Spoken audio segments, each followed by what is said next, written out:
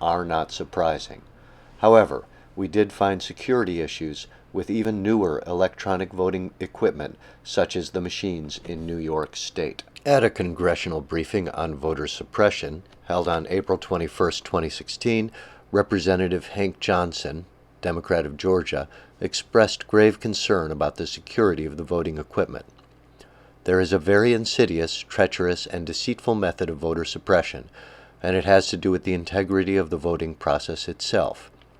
One possibility, and I think it's a very good one, is that someone's manipulating the counting of the votes.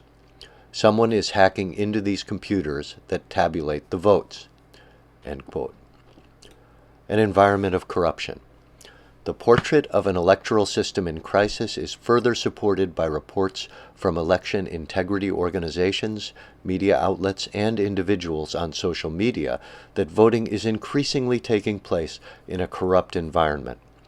This contextual evidence of voters purged from the rolls, registrations lost in the mail, party registrations being changed without a voter's knowledge or intent, voters being sent incorrect ballots, a shortage of ballots, polling places being closed, discouragingly long lines in targeted precincts and states, and disturbingly large disparities between initial exit polls and official results lends credence to the argument that if one form of fraud is already in play, another form of fraud is more plausible.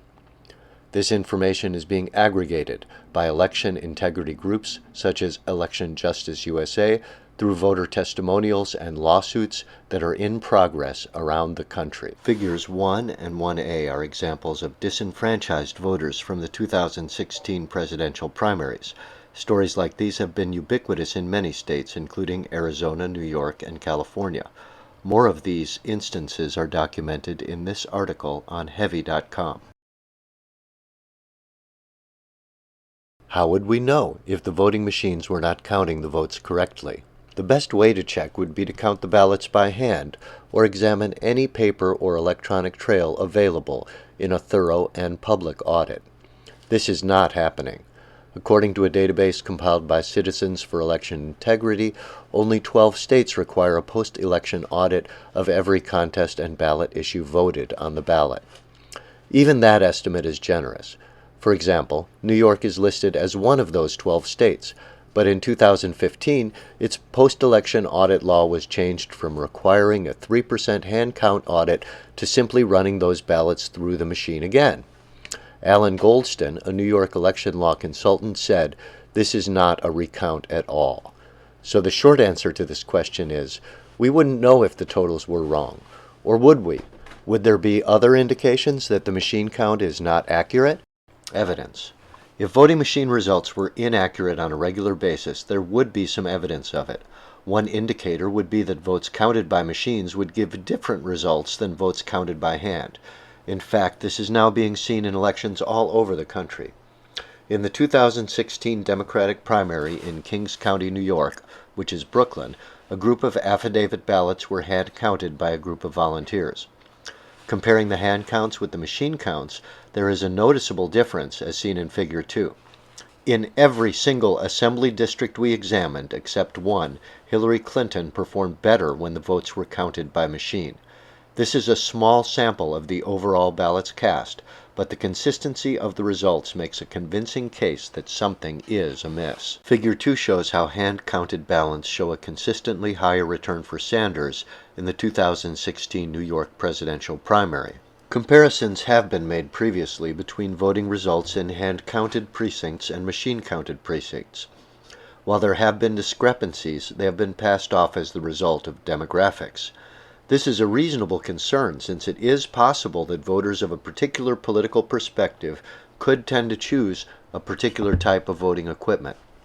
However, in this instance, because the two sample sets, hand-counted and machine-counted, are from identical precincts, with voters participating in the same election on the same day, there is no demographic variable to take into account. These affidavit ballots are from voters who were not able to vote by regular ballot. In the New York 2016 primary, over 120,000 voters were purged from the rolls in Brooklyn alone. And a large number of voters also had their voter registration changed without their knowledge or intent. Sanders voters tend to be younger and more independent, so one might think that they would be less likely to register ahead of time and more likely to show up in the affidavit sample. However, of the over 120,000 affidavit ballots cast, only about 30,000 were actually certified and counted. It is that final approved subset being counted in our study. Those votes would have only included officially registered Democrats, not independents or late registrants. Those officially approved affidavit votes, when counted by hand, are showing a consistently higher percentage for Sanders than when the votes are counted by machine. There are two possible explanations for this. One is that the machines are counting the votes differently. The other is that the voters who were forced to use affidavit ballots were targeted Sanders voters. Possibly, both of these factors are at work. Either way, the data indicates the footprint of manipulation in the election and calls into question the validity of the reported results. Figure 2A shows the results of a recount in Hillsborough County in the 2008 New Hampshire Democratic primary. There were differences in almost every precinct between the original machine count and the manual recount. In the 2016 Wisconsin and Massachusetts presidential primaries, there have also been stark differences between the candidates' percentages in hand count and machine count precincts. The examples provided above showing differences between hand counts and machine counts cannot be explained by demographics. If the discrepancies are not due to demographics, there is either some issue with the voting machines or the hand counts. Information surrounding those two protocols suggests that the problem would be with the machines and not the hand counts. In his well-researched post on the odd results of the 2016 Massachusetts Democratic primary, Theodore de Macedo Suarez points out that Canada, Australia, Denmark, France, Ireland, Italy, Sweden, and Spain are among the 59 countries that rely on hand-counted paper ballots to determine their results. In contrast, concerns about security and accuracy have plagued electronic voting machines wherever they have been implemented. In 2009, Germany's highest court banned the use of computers in the voting process amidst concerns that the process was not transparent. Jonathan Simon, a Harvard-educated attorney who is the co-director of the Election Defense Alliance, says on his website, "There's virtual unanimity among the experts who have studied electronic voting machines that insiders or hackers can change the results of elections without leaving a trace." He cites studies from Johns Hopkins, Princeton, University of Michigan, the Brennan Center for Social Justice at NYU, the states of California and Ohio, and even the U.S. Government Accountability Office to back up his claim. J. Alex Halderman teaches computer and network security at the University of Michigan and has successfully compromised numerous voting systems.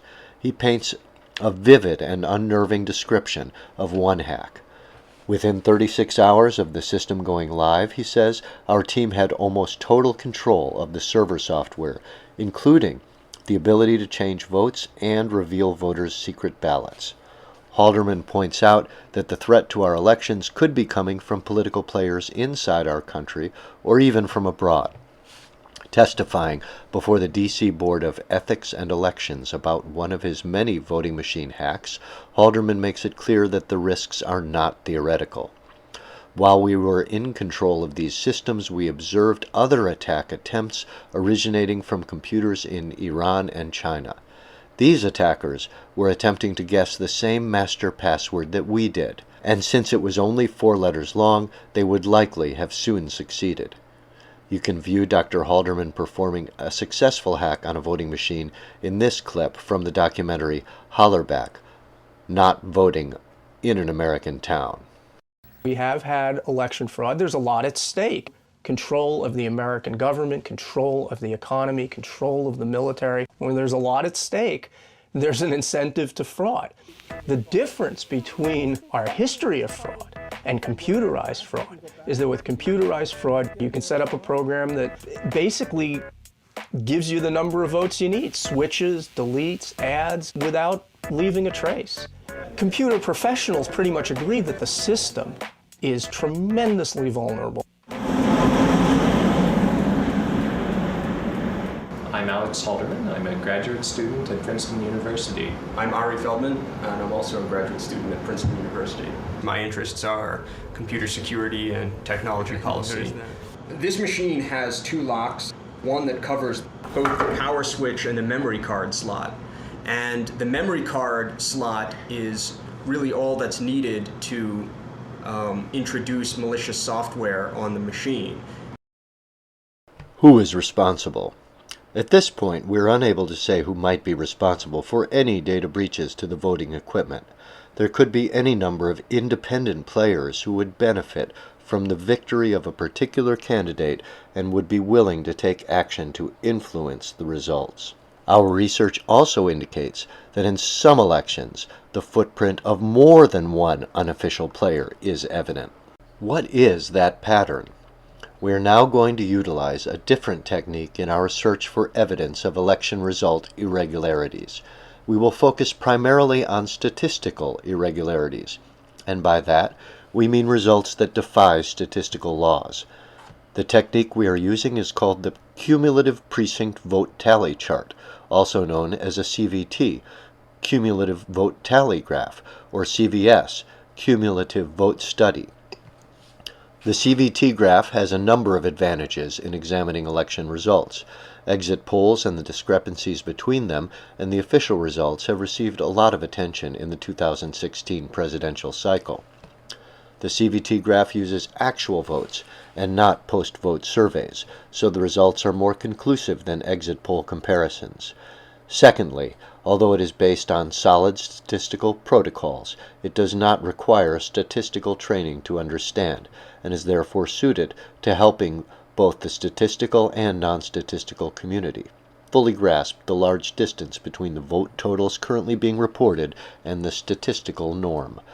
Third, statistician Beth Clarkson explains that election data tends to have a lot of noise. She likes the CVT analysis because it allows you to see a trend that is difficult to spot in a noisy data set. The technique is based on the law of large numbers, see Figure 3. Investopedia provides a straightforward explanation, a principle of probability and statistics which states that as a sample size grows, its mean will get closer and closer to the average of the whole population. Interpreting this law for elections, the sample size is the number of votes and the mean is the candidate's percentage.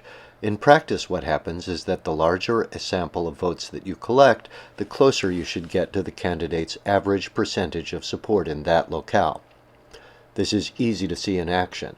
If you and your friends support a candidate, it does not mean the candidate has that level of support overall.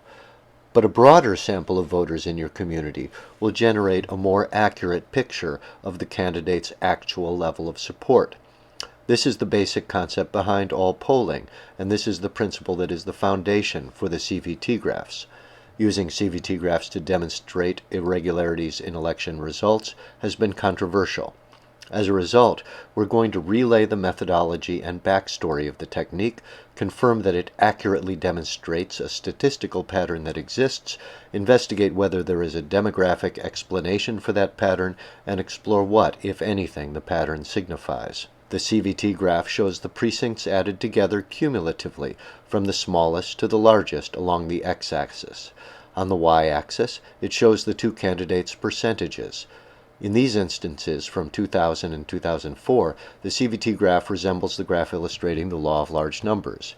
Because the precincts are added together cumulatively as you move further right on the graph, it becomes harder and harder for any individual precinct to overcome the average percentage of all the votes that have been added up so far, and the data tends to chart as a flat line. At least it did until 2004.